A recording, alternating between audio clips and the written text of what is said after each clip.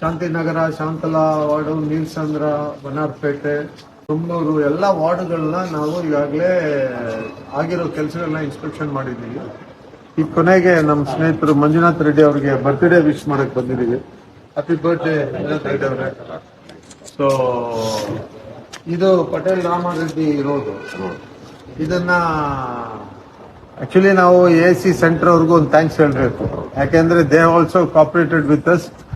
Road has come extremely very well. Work has been done.